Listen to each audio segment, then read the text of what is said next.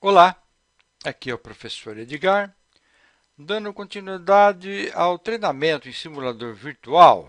Vamos ver nesta videoaula ensaios com polarização de diodo. Vamos estabelecer um comparativo entre polarização direta e reversa com chaveamento eletrônico.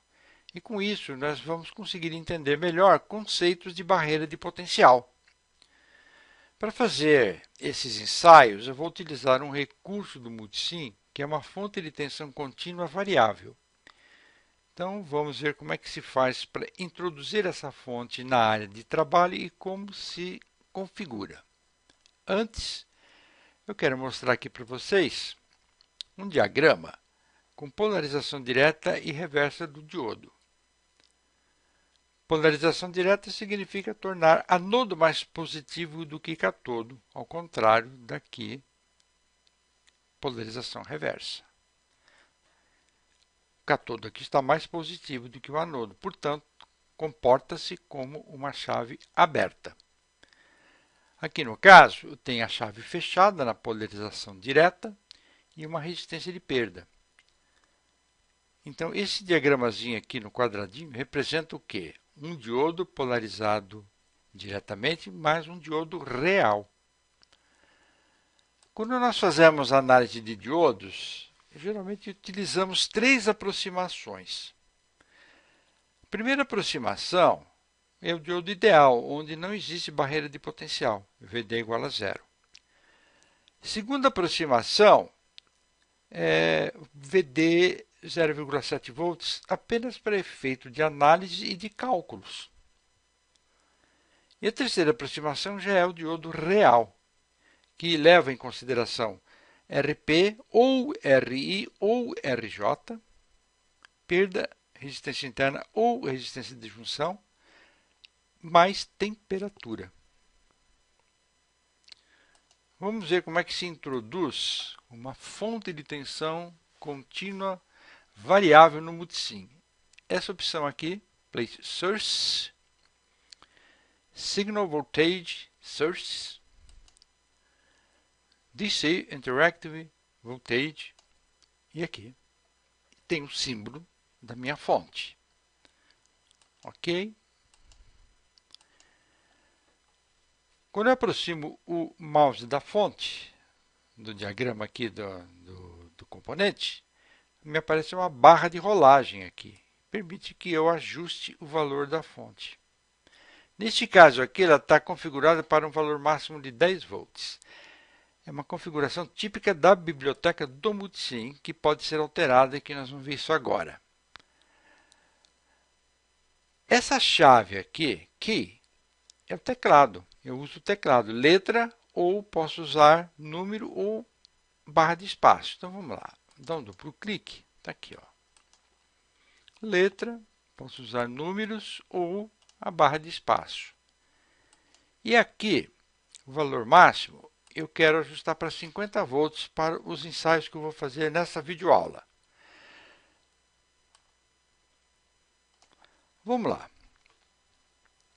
Vou dar um OK. Eu tenho aqui, quando eu pressiono a chave, quando eu teclo a chave, que seria no caso a tecla que corresponde à letra A, veja bem, ó, eu tenho incremento de 0,5 em 0,5 volts. Voltar, mantém a tecla Shift pressionada e tecla o A, vai teclando. Se eu mantiver o A pressionado, avanço rápido. Shift pressionado, retrocesso ou decremento rápido. Então, eu vou fazer o seguinte, eu não quero esse decremento ou incremento aqui de 0,5, eu quero 0,1. Eu tenho que relacionar com percentual. Então, vamos lá. Tem uma regra para fazer isso, uma regrinha de 3 simples de ser armada. Eu relacionei, então, 50 volts com 100% e 0,1 volts com X%. Fazendo as contas, eu tenho um resultado de 0,2. Então, veja bem, a regra de 3 simples aqui. 0,2%. Eu vou digitar aqui então ponto 2. Ok? E agora quando eu teclar, veja que o avanço é de 0,1 em 0,1 volts. Retrocesso, mantém tecla Shift pressionada e vou teclando A. Muito bom. Vamos lá, vamos ver como é que se coloca o componente agora diodo na área de trabalho. Então eu venho nessa opção, Place Diodo. Veja que no grupo de diodos me aparece uma quantidade enorme de componentes. Enorme. Então o que eu vou fazer aqui? Eu vou digitar o componente que eu quero, um N4002.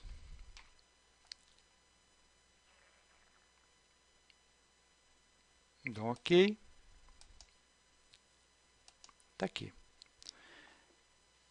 Quando eu vou fazer ensaio, é interessante saber algumas especificações do diodo que são fornecidas pelo fabricante. Normalmente em manual ou datasheet.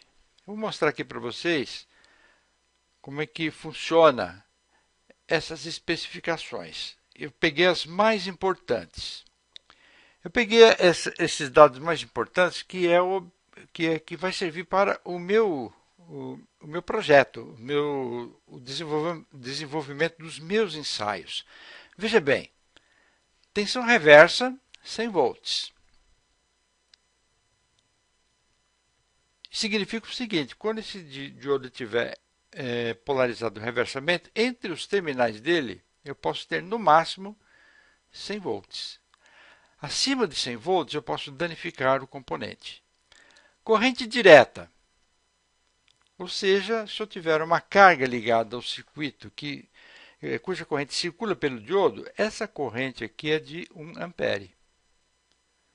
E a barreira de potencial, considerando que é um diodo real, o valor típico dessa barreira é de 1 volt quando essa corrente direta, essa corrente ID, for 1 ampere. É o que nós vamos ver nos ensaios. Então, eu vou mostrar para vocês no próximo circuito polarização reversa e polarização direta do diodo. Aqui está o meu circuito funcionando, polarização reversa, polarização direta. Vamos lá. Eu vou colocar aqui 0,3 volts. Vou colocar aqui também 0,3 volts. Vamos ver a diferença. Corrente extremamente baixa, tensão praticamente nula na carga. Porém, esses 300 mV estão nos extremos de cátodo-anodo. Então, ele está se comportando como uma chave aberta. E aqui no caso, não. Corrente baixa, tensão na carga extremamente baixa. Por que acontece isso? Porque eu ainda não venci a barreira de potencial. Essa barreira de potencial não foi vencida. Vamos colocar 0,7 volts.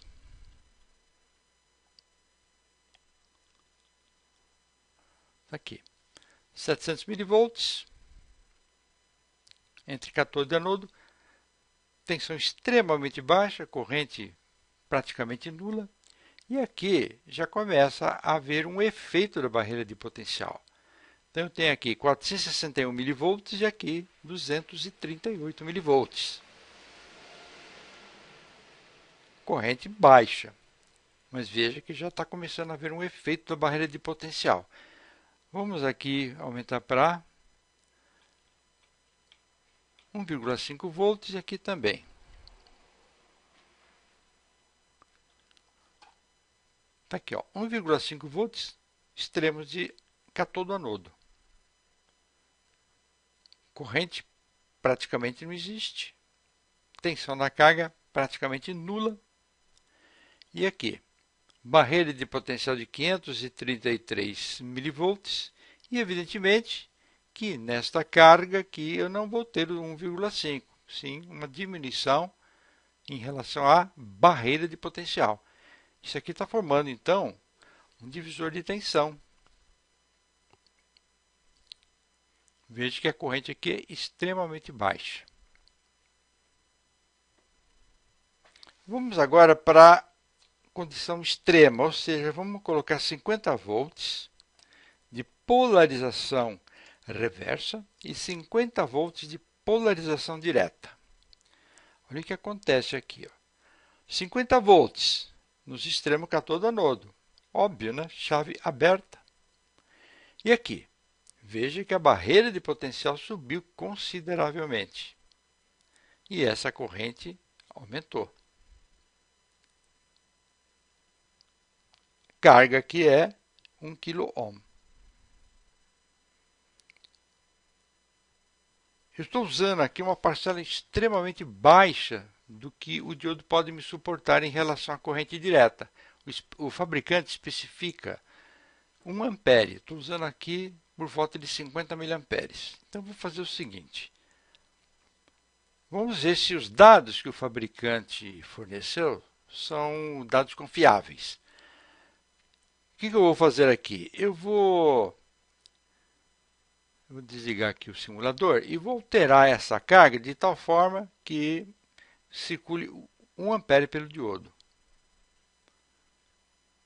Se eu levar em consideração esse diodo aqui como ideal, eu posso fazer uma conta bem rápida. Para eu chegar a 1 ampere, eu tenho que ter uma carga aqui de 50 ohms. É só aplicar a lei de Ohm. Porém, a potência aqui já é consideravelmente alta. Então, vamos lá.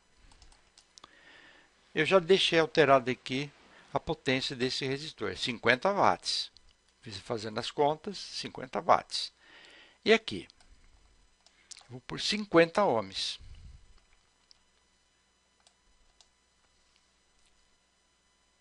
Vamos simular? Vamos ver o que vai acontecer.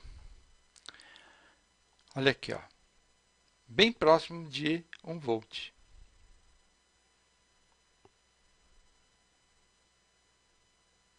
Essa barreira de potencial. Porque a corrente aqui, ó, bem próximo de 1 ampere. É aquilo que o fabricante especificou. Na carga eu tenho então 49 volts, ou seja, eu estou perdendo 1 volt praticamente em cima do diodo, que é proveniente da barreira de potencial. Era isso que eu queria passar para vocês nessa videoaula. Obrigado por ter assistido, obrigado pela paciência e até uma próxima videoaula. Bye!